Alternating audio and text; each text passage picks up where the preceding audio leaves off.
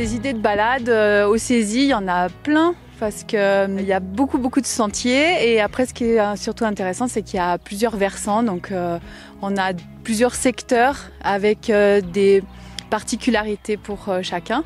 Donc, plutôt côté Bizane, ça va être un peu plus alpage. Et puis, de ce côté-là, côté Chars-du-Beurre, ça sera un peu plus forestier. Donc on peut, par exemple côté Bizane, faire le sentier des alpages, monter jusqu'au signal de Bizane.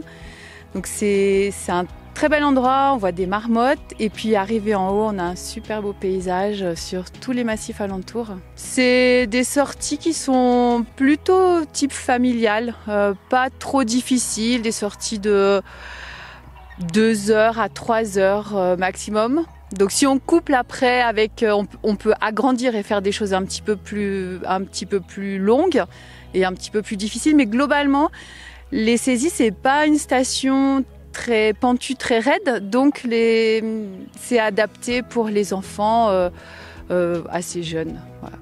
Alors au niveau de la faune, bien sûr, les marmottes.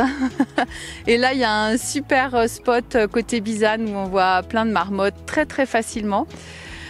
Bien connu de tous les adeptes des saisies. Après, de façon un peu plus ponctuelle et un peu plus difficile à voir, on peut parfois rencontrer des chamois ou des chevreuils, mais ça c'est plus difficile à voir et il faut être assez silencieux. Voilà. Et pour la flore, alors là par contre, on a le choix, l'embarras du choix, donc une flore alpine, une flore de montagne. Donc au niveau des arbres, on a principalement des épicéas qu'on a ici autour de nous. Et puis pour la flore, des larnicas par exemple. On a aussi les gentianes, on a aussi bien sûr les myrtilles, les pieds de myrtille, qui sont pas encore mûrs tout à fait. Là, on voit déjà le fruit qui est formé, mais c'est pas encore mûr. Et puis une multitude de fleurs, voilà. Il y en a plein, je vais pas toutes les citer. Donc ça fait plein de couleurs, ça fait plein de variétés. Et donc on peut faire des sorties sur ce thème des plantes. Donc ça c'est une fleur d'arnica. Donc on en a plein ici qui sont pas encore en fleurs. C'est vraiment tout le début là. Donc c'est un peu comme c'est un peu comme une marguerite mais orange. Et quand elle est fleurie, les pétales ils sont un petit peu ébouriffés. Et après, on la reconnaît aussi bien déjà à son odeur. Donc quand on va sentir, on peut toucher et puis après sentir ses doigts. On a une odeur très caractéristique d'arnica. Et puis ensuite, on a aussi des feuilles comme ça sur la tige. Déjà des feuilles en rosette à la base. Et puis ensuite, des feuilles alternées, c'est-à-dire un côté puis l'autre côté sur la tige. Donc on utilise pour les hématomes entre autres.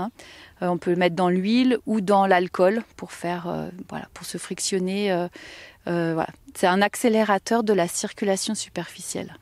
Et donc l'épicéa on le reconnaît parce que les aiguilles elles sont pointues au bout et puis elles sont implantées tout autour de la tige.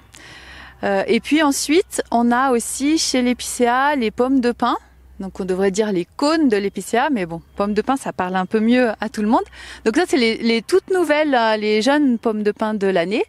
Et elles sont, comme on voit ici, elles pendent, elles sont dirigées vers le bas. Donc ça, c'est très caractéristique de l'épicéa.